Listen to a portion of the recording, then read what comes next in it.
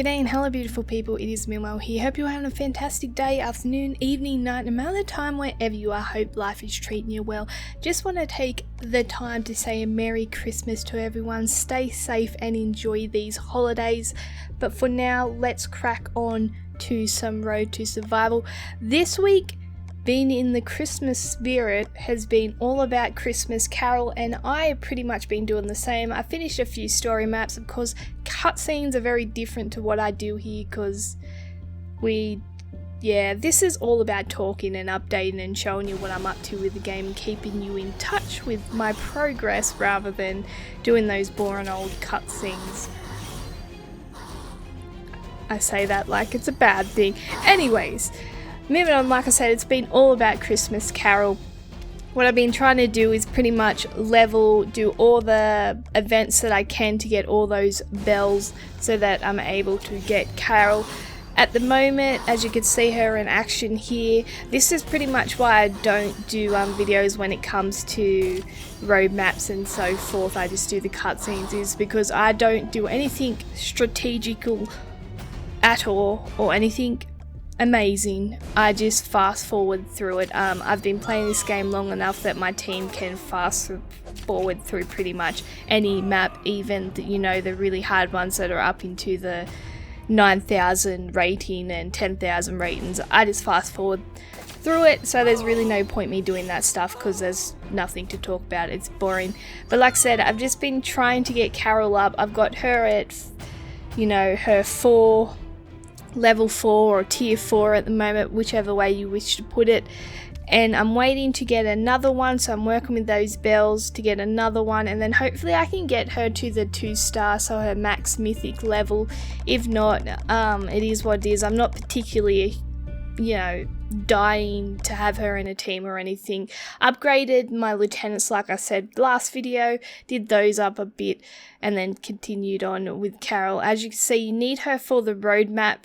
So for me to even finish that cutscene sort of thing, I need to get her leveled up. So it's just me leveling her up here. I should have her to 5 probably by next video. Definitely I'll have her to 5, maybe even a star or something in there. But I should have her hopefully 2-starred. I'm not desperate for her in any team, or I'm not planning on putting her in any team. But it will be a really good bonus to a good addition to the roster, I should say, to actually have her. She's not a bad character. I mean, she's not horrible, but yeah, there's nothing that really I fancy in her. That sounds really bad. When it comes to her attribute skills and everything, nothing really, I want to say tickle my fancy. I don't know if that's the way to put it. But yes, nothing really does tickle my fancy when it comes to her as a character that I'm like, oh, must go in a team. Not at all. But that's all I've been doing with Road to Survival. Probably like all you, just trying to get bells so I can finish those Christmas road maps and so forth. Moving on to Survivors. Now, I play this game a lot more. I know it sucks with Road to Survival. You gotta remember I've been playing that game a long time, and it's really hard for me weekly to get as much content from that game as it is this game. Just purely because on that game I've done a lot more, and I've honestly got less goals on Road to Survival than I do with this game because I'm newer to it, and like anything, when you start something new, it's fresh and it's exciting and you want to keep playing, you want to keep grinding, and you're still learning. So that is a lot more valuable to you with what you're doing than something that you've played a long time and it's like, well, I'll just do this. You're more straight to the point and it's less fluffy, so there's less content there. But when it comes to Survivors this week, I upgraded my Town Hall to level 13 and I've just pretty much been upgrading the buildings. The cutscenes you're seeing here, yes, they do cutscenes just like Road to Survival. The reason why I don't do videos for them is because it is horrible. I have no idea why the screen is vertical. It looks decent on the phone because, the phone's the size of your hand, the screen anyways. But on an emulator on your PC, it's absolutely horrible. And I would not put the strain on your eyes by putting these cutscenes up at all. But they have the same sort of storyline. Various characters added in, various characters added in, which is sort of unique to their game, just like Road to Survival does. And they have decisions in which you can make, as you can see here. And it tells a story that is loosely evolved around the Walking Dead franchise, the comics and so forth. Both of them are that, and then they put their own sort of adaptation on it and that. But the reason why I was doing these chapters was not to, you know, show off the cool little cutscenes, because they're atrocious on your eyes. Like, no one wants to see that half of the middle of the screen. Oh, yeah, it's horrible. Is because there was some characters available for it. So we had a couple of legendary characters that I got, and some ultra rares, I want to call them. I think that's what they call them in this game. I don't know, to be honest.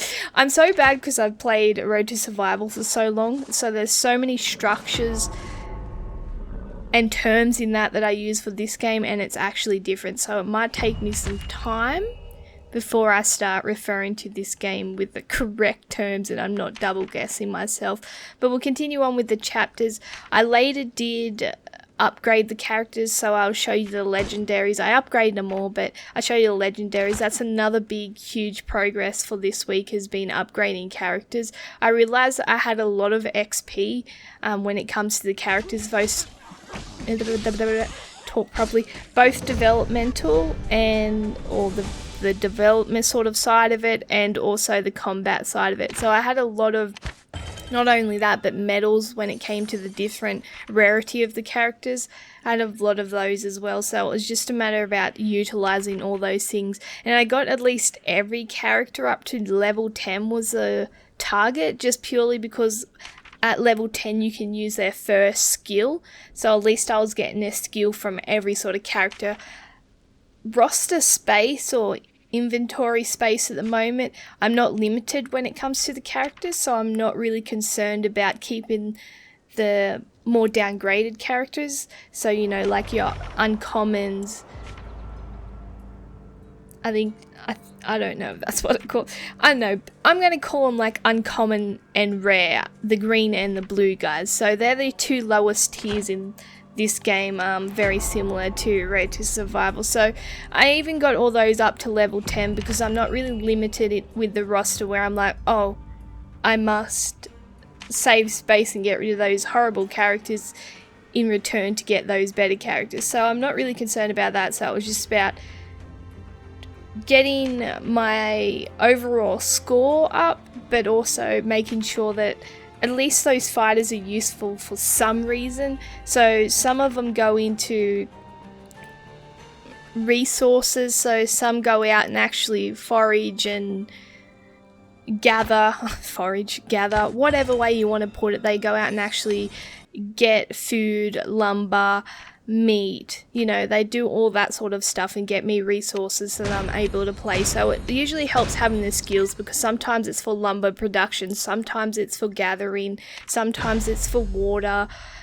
They have various skills, so it's just handy if you're going to actually be using them for gathering that they have their first skill, and it might give you extra, well, it does give you extra if it's the right skill when it comes to gathering that particular material.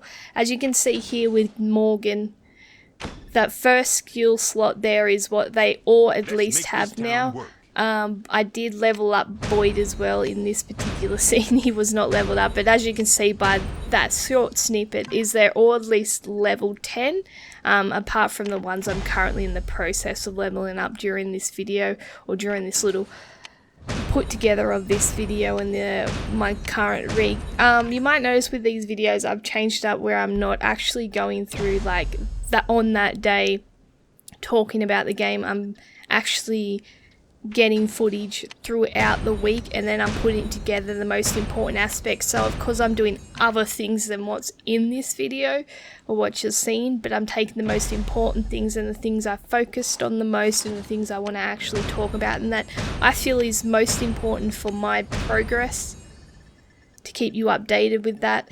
And that's what we're doing here. Morgan actually went into one of my formations with Michonne and also Rick, because they have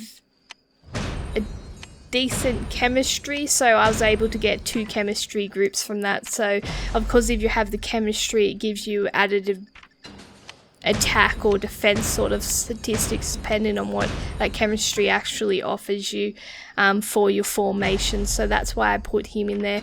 Sadiq, unfortunately, being a legendary, every time you grab a legendary you want them to be a combat survivor. He is unfortunately development, but that's okay. As you can see here, probably from the resources and the lumber production, he is purely meant to be used for gathering resources. So it's not a bad thing, a legendary in development, but when you're very early on in this game, when you get legendaries, because they're so limited, I'm trying to stay free to play. Because they are so limited, you sort of want to get your combat be the strongest and the highest tier character you can get, so it sort of does suck. But he did go into one of my explore camps because he is fairly fast with his exploration skills. I think he's like 3.3% fast or something, which is one of the higher ones I have at the moment. So he definitely went into that. So he is still useful. It just sucks that I don't have enough legendaries to sort of fill up all my teams at the moment with the formations when it comes to combat. But it is what it is. As you can see, I upgraded Boyd as well, upgraded Donna as well. Boyd was combat, Donna was development as well. This is later on, so I actually filmed this earlier today, and this is what my camp's currently up. As you can see, I've upgraded most stuff from that first half I did. My formation, I have to wait until level my town halls a lot more. I can only get it to a max of 10 at the moment. My town hall needs to be, 16 or 18, and I've just got some of my water production to go, some of the lumber production, and then some bullet shops to go. I'm currently finishing off my farms, and then that should be enough for my town hall to go to 14. I've already done my gate, so my town hall is actually ready to go. Now, let's jump on over. I know I like to talk a lot about Survivors. I really do love that game at the moment. But Days After, I was about to say Days of Our Lives. Jesus, no, that's not what you want to be thinking about. Days After was all about crafting this week. I did say I wanted to get to that level 30, and I did, but I was basically just researching blueprints and also crafting my furniture. I finally got a weapons maker's table, or is that... I think that's what you call it, but that will allow me to make later on pistols and also shotguns once I'm the level to actually be able to craft them. But at least now I can make weapon parts so that later on I can pretty much almost run a ranged and a melee sort of combination, which is really good for the harder survival stages. So as you can see here, it is a weapon maker's table. That's what it's called. I can craft the sort of gunpowder and the trigger assembly and so forth for the pistol, and then the shotgun later on, which will help for the higher tiers stages. If you can run a double weapon combo so you can hit them both up close and at range, you're pretty much guaranteed not to lose. As you can see here, I'm just gathering resources, all about crafting this week, to craft my second sewing table, and then also to craft my rug so that I land, when I come back in from gathering resources, or scavenging as I like to put it, I will also always land inside my house rather than having to run. I need to actually... I just realised I've not got a shirt on. So last week I was running around without pants. This week it's without a shirt. And it's not that I don't have clothes in this game. I 110% do. It's that I forget to put them on. I like to do this thing like a dry run, I guess you could say. It's not, no, that's not the word. That's definitely not the word. That's, my mind just went into the gutter. I changed that up, okay. It's an eco run. So I like to do eco runs where I wear very limited clothes and take very limited resources, so that I'm able to gather as much as I can and not damage clothes and all that when I'm out. So I like to think I have a higher profitability rate by doing that, But when I'm doing stuff like this, yeah, that's why I'm sometimes not wearing clothes.